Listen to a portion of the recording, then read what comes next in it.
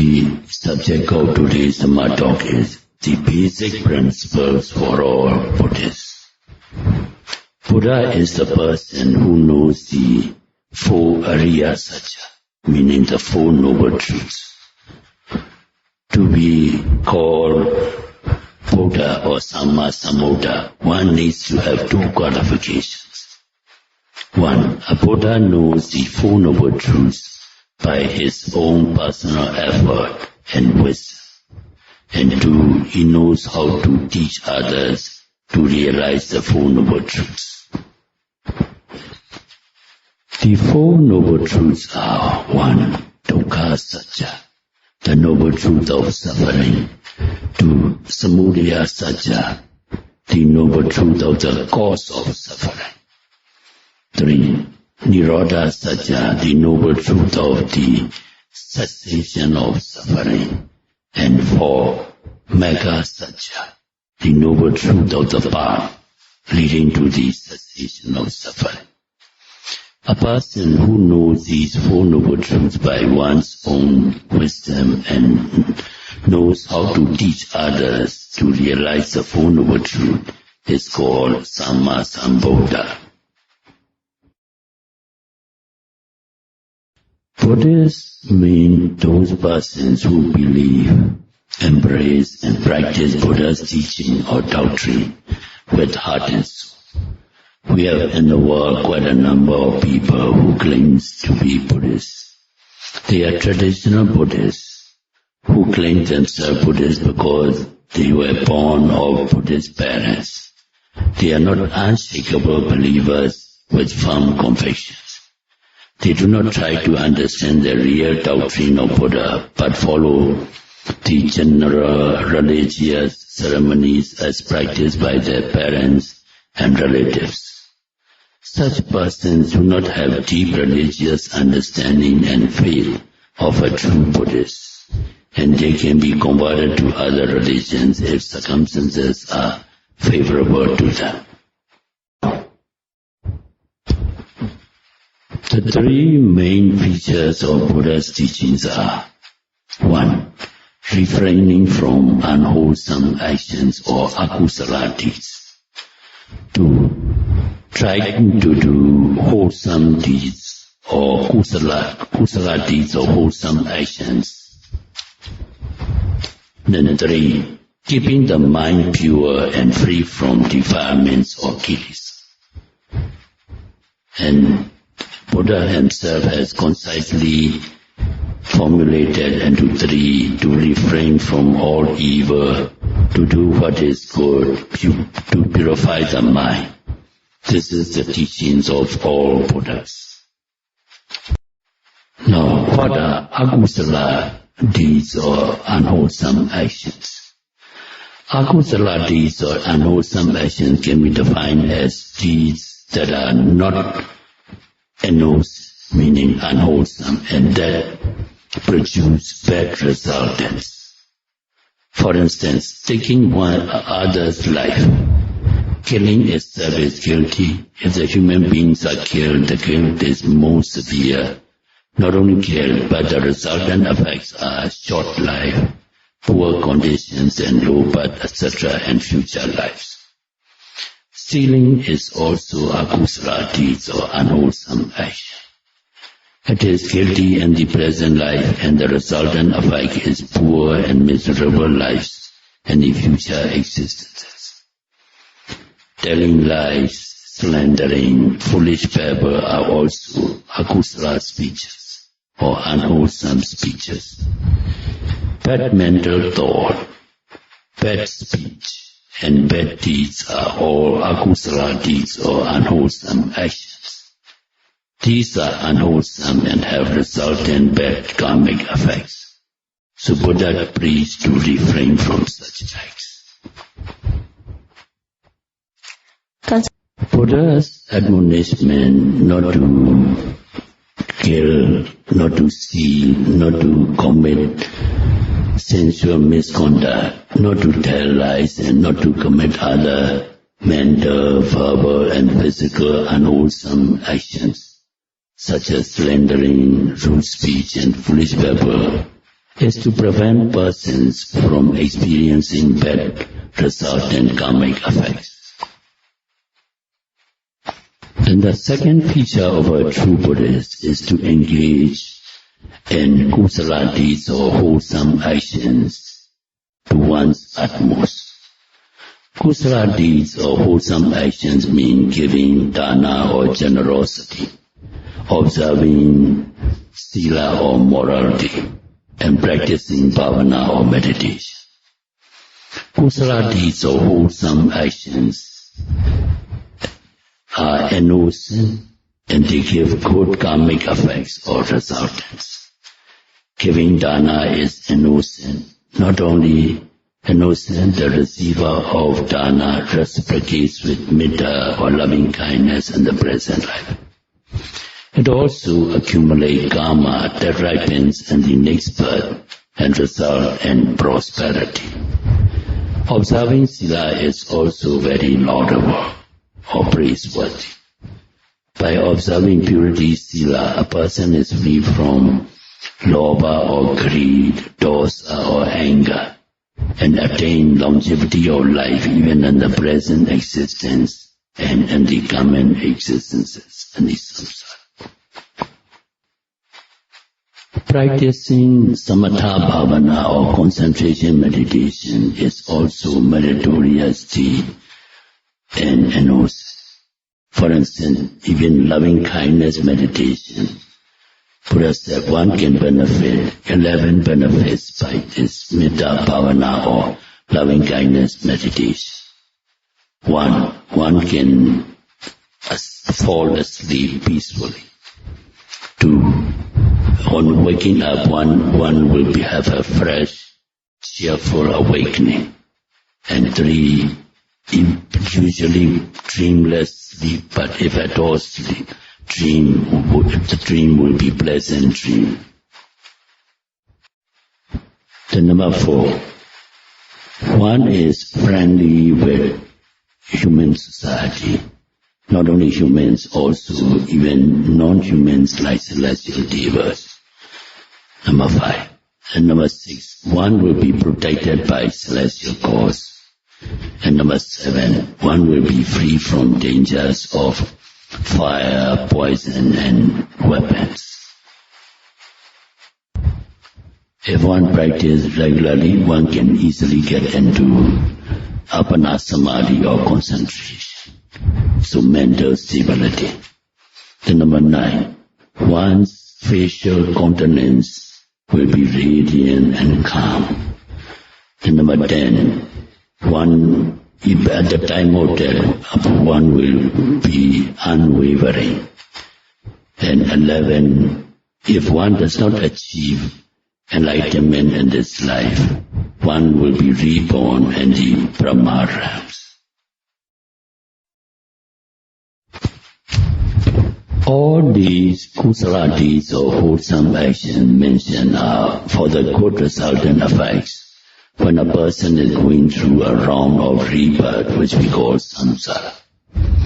All of us are travelers of samsara, the continuous process of ever again and again, being born, growing old, suffering and death. This continuous process can be stopped only when a person achieves the status of arhat. Therefore, before achieving arhatship, we need provisions for the long journey of samsara. Even for our travels from country to country, place to place, we need money, air tickets, train tickets and provisions, etc. So also for the long ever-repeating journey of samsara, we need all the commendable provisions. But for this samsaric journey, we cannot take money, air tickets, train tickets, provisions, etc. from this life. The only provision we can take is the meritorious deeds or wholesome actions by giving dana or generosity, observing sila or morality, and practicing bhavana or meditation, which will give good resultant effects. That will be the supporting comforts in the long journey of samsara. That is why Buddha preached to refrain from akusala deeds or unwholesome actions and to be engaged in kusala deeds or wholesome actions. Now the third main feature of Buddha's teaching is keeping one's mind pure and free from kilesa or defilements. Generally in worldly life, people adhere to physical cleanliness only. Morning, afternoon, evening or all day, people wash their faces, bathe their bodies, change their clothing, which is for physical tidiness and cleanliness. Very few people engage in purifying the mind to be free from defilements.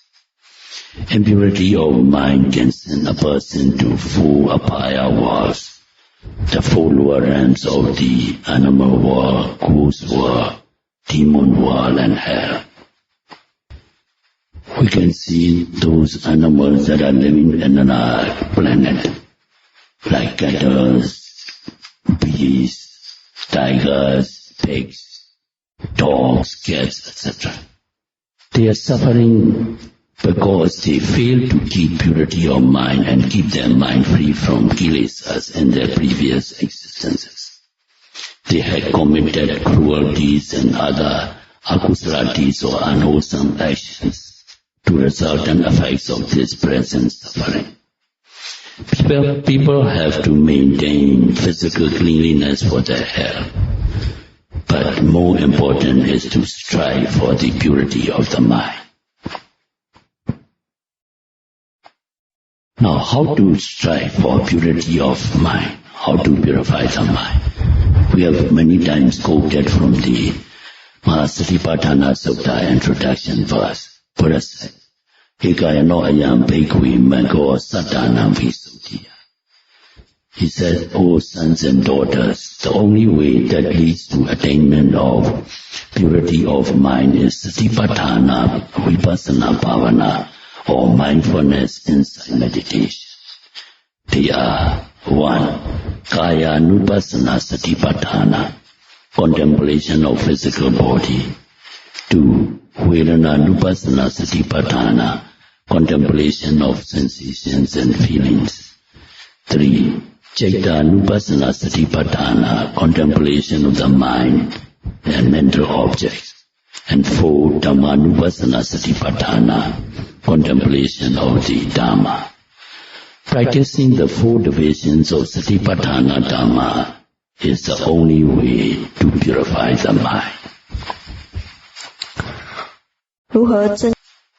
When mind becomes impure due to lobha or greed, dosa or anger, the mind has to be purified by Satipatthana Vipassana Bhavana, or mindfulness insight meditation.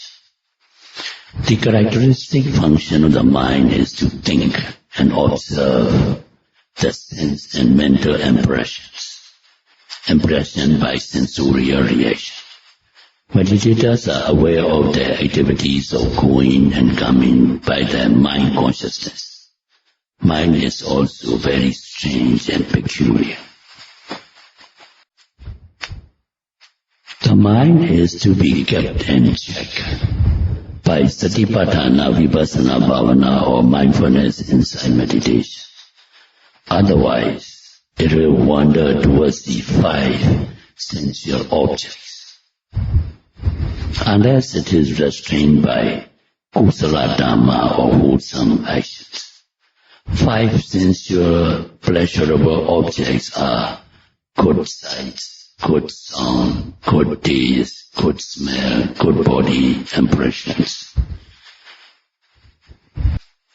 Originally, water is clear and pure.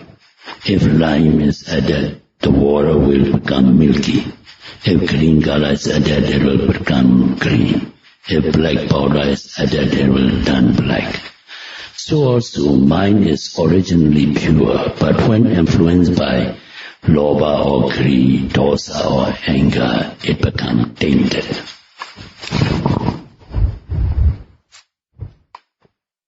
The mind is also compared to wild elephant of the forest. The wild elephant is not only disadvantageous to human beings, but they bring harm to the people. So wild elephants are not allowed to stay as it is, but human beings tame them to become harmless and useful. They are lured into the big trenches by tamed female elephants and kept them without food and water. When they are weak and thirsty, they are put to the iron chains and gradually tame them by giving small amount of food and water at a time until they become tamed elephants for the use of human beings. As the wild elephants of the forest, the untamed mind takes delight and pleasant sensual pleasures of good sight, good sound, good taste, good smell, and good body impressions. If we keep the mind in this kilesa or defilement field, it will land in the four lower realms of woeful states. To tame the wild mind, sada or faith and chanda or desire should be used as a bait and brought the mind into the trenches of sila or morality and bhavana or meditation. By observing precepts not to kill, not to tell lies, etc. is like putting the wild mind into the trenches for taming process. The sensual pleasures have to be prevented, therefore, in an intensive meditation, we usually prescribe to the meditator to observe the 8 precepts. As you all know, the 7th one is like singing, music, dancing or shows is to be abstained.